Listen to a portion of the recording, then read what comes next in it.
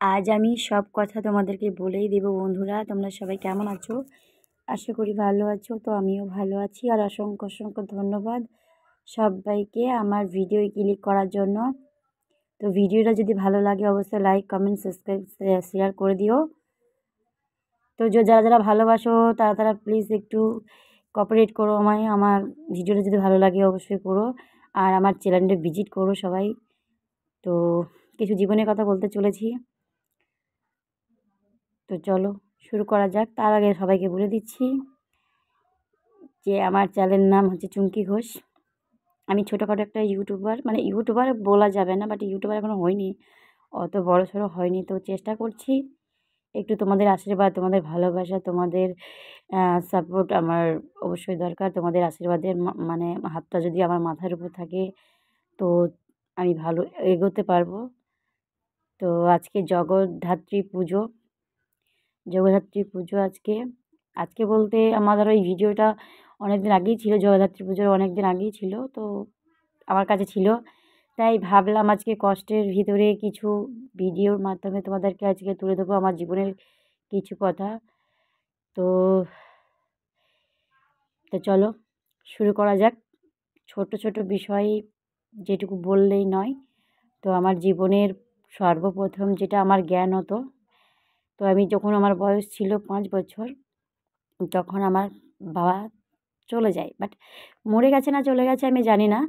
তো চলে যায়। তারপরে আস্তে আস্তে দাদুর ভালোবাসা, দিদার ভালোবাসা, মায়ের ভালোবাসা, মানে সব মিলিয়ে আমি ভালোই ছিলাম। তো কী বলতো, বাবা নেই, বাবার অভাবটা আমার মা যারা আছে, আমার দিদা বা কারো আছে, তো তারা তো কোনো অভাব বুঝতেই দেয়নি আমাকে, কোনো অভাবই বুঝতে দেয়নি। কারণ আমি চেয়েছিলাম একটা, আমি আগে বলতাম যে আমার মা মা আছে, সবাই আছে, বাবা নেই তো কী হয়েছে, বাবার তো সবাই থাকে না, অনেক ছোটোবেলায় মারা যায়, নয়তো চলে যায়, বাট আমারও বাবা নেই, সেটাই হয়েছে। তো তোমরা কমেন্ট করো যদি আমার বাবার খবর মানে তোমাদের খুবই একান্ত ইচ্ছুক মানে শোনার জন্য, তো কমেন্ট করো। তো চলো মূল কথা বলি, যেটা বলার জন্য আজকে ভিডিওটা করা। তারপরে একটু বড় হলাম, ছোটো থেকে বড় হলাম সবারই ভালোবাসা পেয়ে। ওই যে বললাম বাবার অভাব আমার ফ্যামিলি যারা আছে, মানে মা, দিদা, দাদু, যারা মামা ঠামা যারা আছে, ওরা কখনোই বুঝতে দেয়নি। আমরা মোটামুটি ভাই বোন 3 জন। তো একটা অন্যরকম ফিলিংস ছিল, অন্যরকম ভালোবাসা ছিল, অন্যরকম অনুভূতি ছিল। তো হঠাৎ করে একদিন আমার বিয়ে, মানে ধরো গরিবের মেয়ে যতই হোক, গরিবের মেয়ে সবারই মানে বাড়ির চিন্তা থাকে যে না, মেয়ে বড় হচ্ছে, একটা বিয়ে দিতে হবে। তো আমিও ভেবেছিলাম যে না, আমার তো বাবা নেই, বাট যদি শ্বশুরবাড়িতে বাবা পায়, মানে এরকম ভালোবাসা, এর থেকে যদি বেটার ভালোবাসা পাই তাহলে আমি ঠিক আছে। তো গেল, সম্বন্ধ করলো। তো আমার হাজব্যান্ডের যখন, মানে আমার হাজব্যান্ড যিনি আছেন, তো উনি গেলেন দেখতে, মানে ভালোই লাগলো, মোটামুটি মনে হলো যে না, দায়িত্ব নিতে পারবে। বাট বয়সটা আমার হাজব্যান্ডের কম ছিল, 21 ছিল, আর আমার ছিল 13। তো তখনকার বাজার, তখন আমাদের বিয়ে হয় তো দু 2000 ওই 2009 এরকম বিয়ে হয়। তো একটা ভাবলাম, মানে সেই বলে না স্বর্গ খোঁজার জন্য যেটা হয় আর কি, ভেবেছিলাম স্বর্গ পেলাম। তো কিছুদিন প্রথম 2-1 দিন শ্বশুর শাশুড়ি বেশ গুরুত্ব দিতে লাগলো, ভালোবাসলো।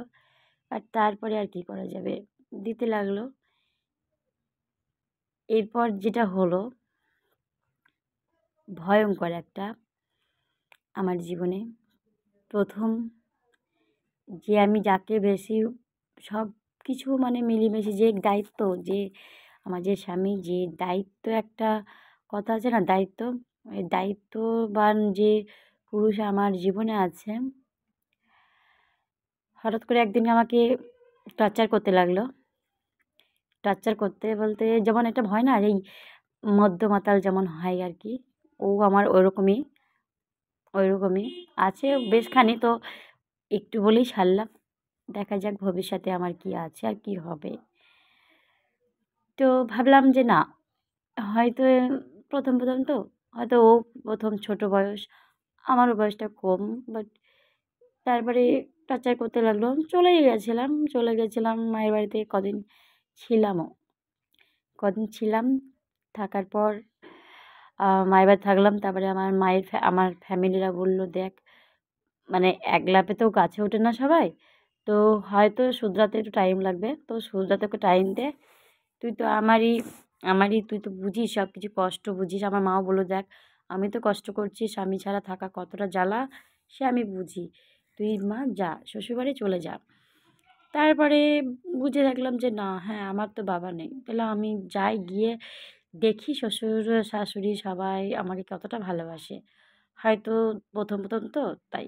আর একটা ছেলের বউ যেহেতু আমি, নিশ্চয়ই ওরা হয়তো প্রথমে বুঝতে পারেনি আমায়, বাট পরে বুঝতে পারবে। এই বলে আবারও গেছি।